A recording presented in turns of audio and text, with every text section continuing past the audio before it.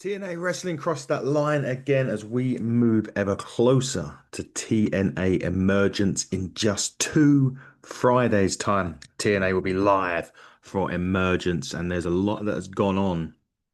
Matches have started to be announced for that card next week, and they are very, very interesting. But before we get into Impact, there has been some developments regarding the TNA television deal that Carlos Silva was talking about just a couple of weeks ago before Slammiversary. Now, two particular stations or channels in America have been rumored to be in talks with TNA, who I believe roughly want $10 million for their television deal. Those two networks are A&E and CW. Now, both of those have a relationship with the WWE. Obviously, CW Network hosts NXT, and A&E has been holding some of the networks to the documentaries or some of the other sort of outside of the ring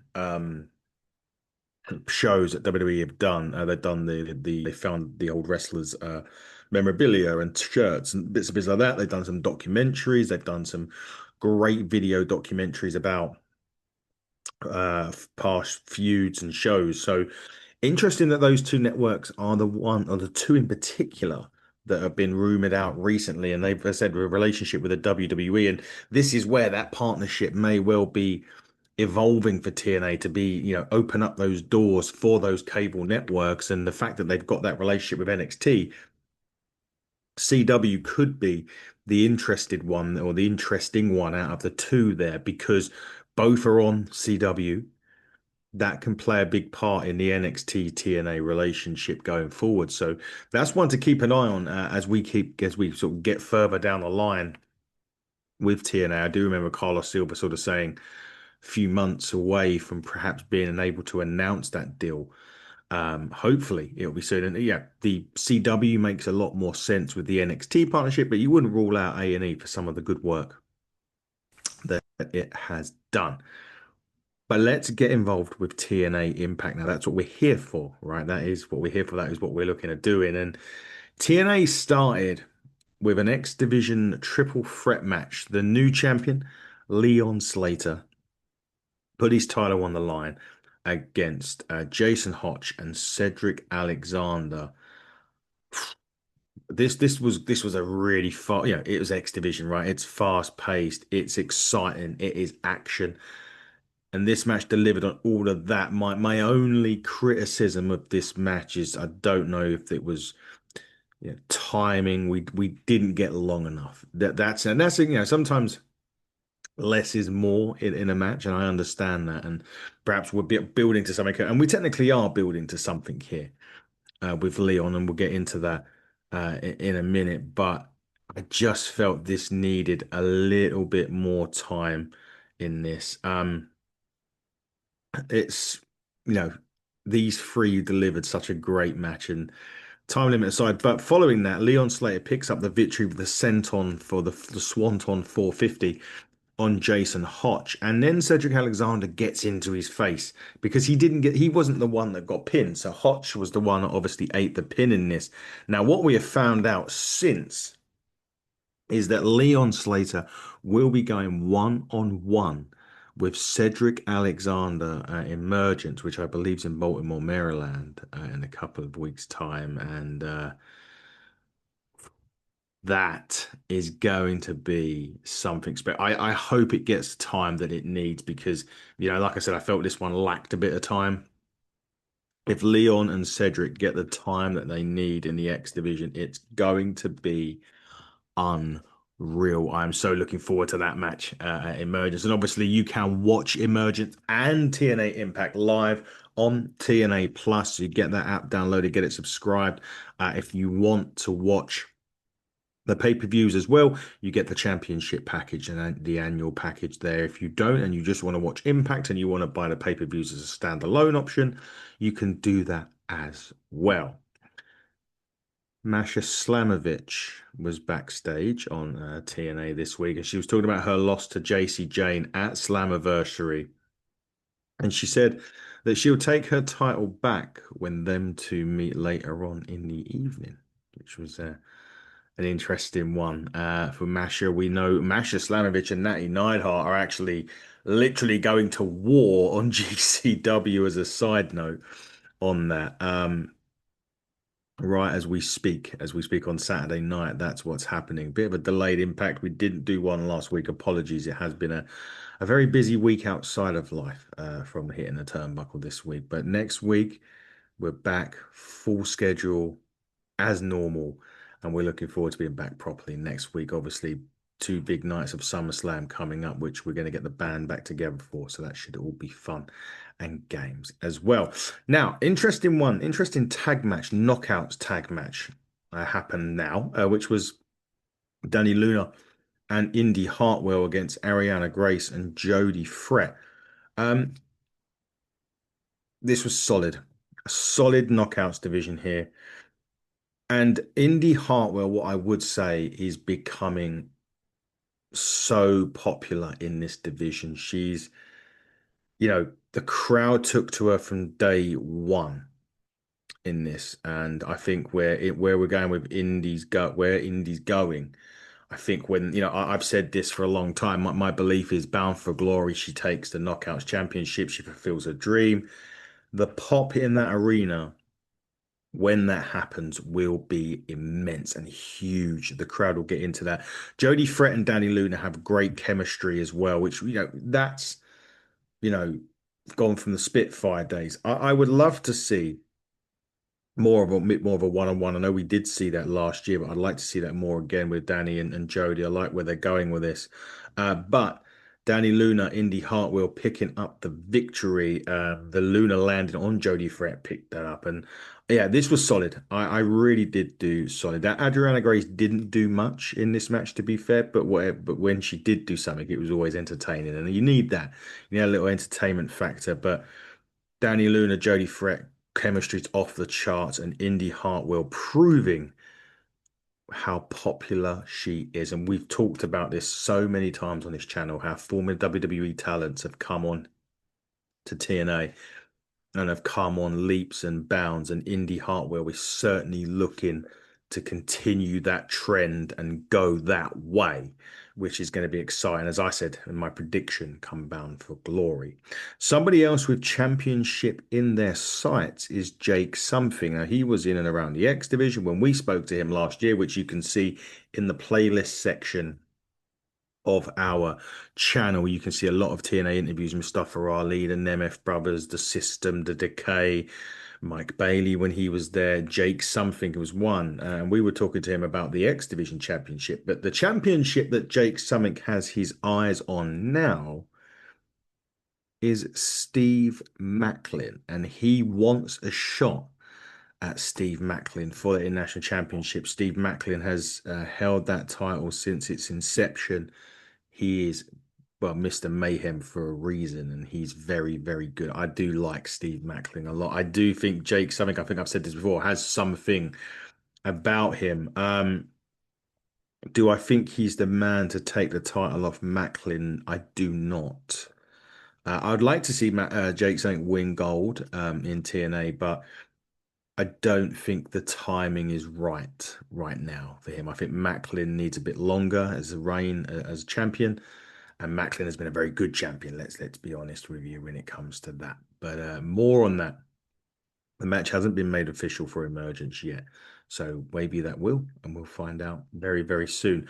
I will say the next match, tag team action, which was the Rascals. Now, as you know, Trey Miguel is out at the moment with an injury. I think he's having surgery, so best wishes go out to Trey Miguel. So Zachary Wentz has found himself a new partner in Myron Reed, and they were going up against the Nemeth brothers next. This match, I think it was one of those that as it kept going, it kept better and better and better and better, and that towards the end was off the charts. Myron Reed hit a cutter to the outside on Nick Nemeth, and I'm telling you, it was an absolute thing of beauty. It was amazing to see. And it was the aforementioned Rascals that picked up, I thought it was quite a surprise victory. Zachary Wentz hit the spiral tap for the victory on Ryan Nemeth. I was quite surprised that the Rascals got the victory in this. Rascals have took on the Hardys before for the championships. Obviously, that was Trey Miguel as part of it. And I just wonder how far up the ladder the Rascals are now. And ladder was quite a great use of wording there because it was a ladder match in which the Hardys beat these teams with. So to regain the tag title. So it's an interesting to see where they go down the line and what's next for the Nemeths. I thought Nick was a shoe-in for someone to come on try and win that championship back. And when he come on the show, he was very much along the lines of, that he should be the one to maybe go and get that championship back from Trick Williams. So will that happen? Wouldn't be the first time Nemeth's gone to NXT and won gold, that's for sure. But at the end of this, the Nemeths refused to leave the ring. And he said the tag teams were stolen from him. And Nick was invoked the rematch clause for TNA Emergence. But that wasn't all. So that match hasn't actually been confirmed yet for Emergence. So even though the invoke the rematch or the rematch has been invoked, that match isn't confirmed yet for Emergence, surprisingly enough. But nevertheless, as they were still berating the crowd, out comes the hometown man, Cody Deaner. He said he was enjoying his food backstage and he heard the Nemeth speak, and he wants an apology from the Nemeths. But the Nemeths were trying to actually, in the end, they tried to get his identity, but he was just, it was just crazy. He was singing his song, and Nick was just like, "Get out." He did avoid the shot from Ryan, but Nick jumped him, and they ripped off the mask, and it did show Cody Deaner as security tried to cover the face of the hometown man, and but the Rascals come back in after Nick takes the security out with super kicks. The Rascals arrive to basically send the Nemeths out. So an interesting end. The hometown man unmasked, but we didn't see him. Realistically, he didn't, but the commentary did. And let's face it, we know it's Cody Deaner. Now we'll go to Kazarian. And he was recording old times in TNA. He was talking about the disrespect that he got of management.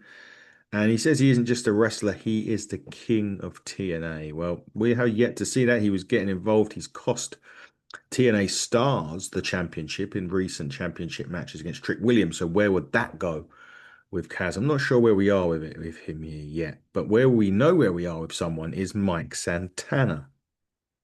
And he was in the crowd talking about that loss at Slammiversary. He said he's been at low points in his life. He's always fought, out of it. And, he basically wants that gold. He wants the TNA Championship. It's just, when is he going to get that opportunity again? That's the thing. He's been down before. He comes back up. But he did say that his daughter told him he'd get his hands on Trick Williams. And he did indeed drop that F-bomb word, and that he will become the TNA World Heavyweight Champion again down the line. Santana, for me, I've said this before, blue chipper. He is absolutely the man for me. I thought it was going to be at Slammiversary, to be fair. I thought that was going to be the point in which we was going to see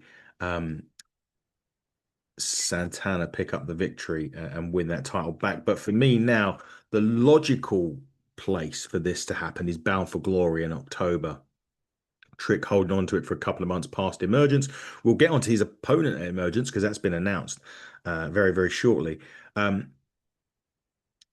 for me now, Santana winning it at Bound for Glory seems perfect sense to me. And that's when I think he went. I don't know what happened with Joe Hendry before then, but my opinion is Santana will indeed win that championship back come Bound for Glory.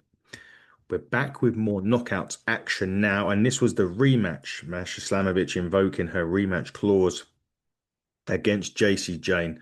It was, of course, with Fallon Hendry and Jasmine Nix from NXT, and Masha wanted the opportunity to win that championship back from Masha. didn't work. Is to be honest with you. JC Jane did win this match by DQ after a run-in from Ash by Elegance, who's got the championship opportunity as well. Um, Ash was arguing with Fatal Attraction. The Elegance brand come in on this as well. They're setting up a three-on-three confrontation. Out comes Lei Ying Lee and Zaya Brookside to check on Masha Slamovich. All hell is breaking loose there right now in this division. But JC Jane retains by DQ. It was a great, again, another great match. Anything with Masha in is great. JC Jane showing again how this relationship works the other side because JC's always been in a faction of some sorts, obviously toxic attraction with Mandy Rose to start with and Gigi Dolan, but this is the opportunity now that she's getting to, she's TNA Knockouts champion, she's NXT Women's Champion, but she's shown how good she is. Although she's still in the faction, she is now the focal point of the faction. And what JC Jane showed when she came to wear TNA the first time before she won any gold was just how good she is. And I think she put the locker rooms on notice with that.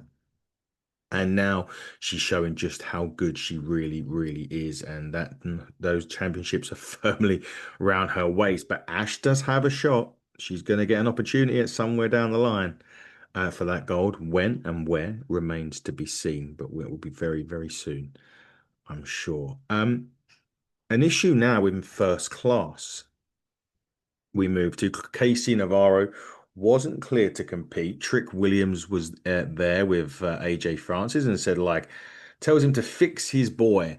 And again, and Casey, AJ Francis was telling Casey Navarro, look, if you've got to get a ring on crutches, get in there. You've got to be in on crutches and just get to the ring. I have a feeling that something's going to happen here with first class, and perhaps Casey Navarro's limp time with first class is coming to an end. That's just my gut feeling on this, and maybe we'll see more next week with regards to what happened on that. What we will see next week on TNA is there's a title match between Ash by Elegance and JC Jane next week on Impact. So Ash gets her opportunity to take the gold, and the Elegance brand are banned from ringside, and the winner of that match will face Masha Slamovich. So that is next week on TNA Impact. Now, someone that did debut last week was the former Jakara Jackson, is now Masa Sade. She's debuted now. She debuted last week on Impact, and she's now firmly a part of that roster. That's going to be an interesting one for TNA. And again, it's the Knockouts roster. The Knockouts roster is adding a lot of blood, or new blood, shall we say, to it. And it's an exciting time.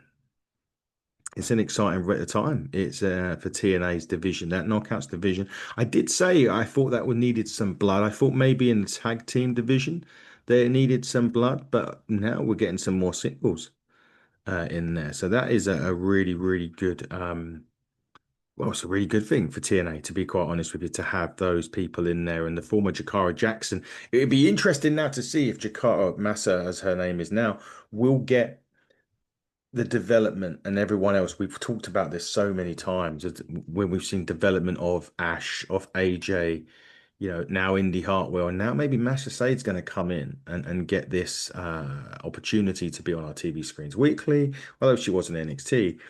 But it is that development of that character and that whole opportunity that she may get in TNA that I'm looking forward to. And speaking of opportunity in TNA, last week we saw this one of Ali's henchmen, one of the security of Order 4, come into play, and he's a big old boy. And now we get introduced, and he is Agent Zero. As Ali was coming on there in Order 4. So now really it's Order 5 or 6, right?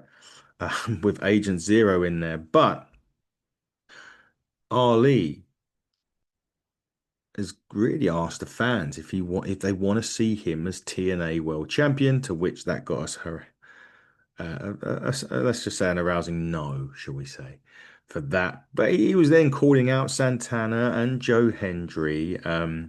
And of course, he said the name of Joe Hendry. What happens when you say his name? he appears, and he did indeed show Joe Hendry, and he cuts a promo on all the four, which is quite funny. He showed a footage of John Skyler backstage. It was a puppet wearing a Skyler mask. It was hilarious. And Skyler brought Hendry's new merch. He's brought Mustafa Ali's new merch to wipe his ass with it. And then, funnily enough, Hendry challenges Ali to a match right there, right now, to which Ali declined. But he said, you know what? We'll meet next week on TNA. So another great match to have this coming week on TNA. And someone that's been challenged to a match at Emergence with massive consequences is Mike Santana. And the person that has challenged him is Sammy Callahan. But Sammy Callahan, who started to get really emotional at this point, did say that he called Santana the new standard, like I said, blue chipper of TNA. But he did say that if he cannot beat Mike Santana at Emergence, he rides off into the Baltimore sunset. Big, big, well, huge implications to that match at Emergence. What will happen? Will Callahan beat Santana, or will he ride off and away from TNA? No chance of him becoming another hometown man, because if Callahan walks away, he will indeed walk away from TNA Wrestling. Now, some big matches announced next week. It will be Macklin and something for the International Championship next week. It will be Heather and M by Elegance versus Lei Ying Lee and Zaya Brookside, following up from what happened earlier on. We're going to get the TNA Knockouts World Championship match between JC Jane and Ash, and we're going to get Joe Hendry, Mustafa Ali, a stacked episode next week, but we hadn't finished with TNA. No, it was the System, Moose and Eddie Edwards against Trick Williams and AJ Francis. Solid main event for me. Solid, solid match. Now, the big news coming out of that was Moose pinning Trick Williams with the spear for the 1, the 2, the 3. The implications of that is Moose will get the opportunity against Trick Williams at Emergence for the TNA World Heavyweight Championship. That closed Impact this week. That is a match that's going to go down on Emergence. If anyone else but Mike Santana was going to win the TNA Heavyweight Championship, I would put the money on Moose. We will find out at Emergence if that gets in. We'll find out what happens in all those stacked matches next week on TNA. And of course, you need to get the TNA Plus app, get it downloaded, get it subscribed, get it watched. Like I said before, if you want the whole entire package, including pay-per-views and Impact episodes of old, you get that World Championship package. If you don't and you just want to watch Impact, you get the standard package, and then you can buy the pay-per-views as a standalone at your peril. It's been great to be back on the TNA reviews on Hitting the Turnbuckle. We'll be back this weekend with SummerSlam reviews as well. We're going to be back to normal next week. Everything's going to be happening as it should be. We've got a great interview with Gaston Leroux from the NWA Exodus Pro Talking Territories as well. We're looking forward to everything there. We hope you join us too. Follow us at HTT Buckle on X, HTT Buckle on YouTube, Hitting the Turnbuckle podcast on all other social media outlets. We'll be back tomorrow with SummerSlam. Make sure you're here too. But until then, everybody, cross the line and stay safe.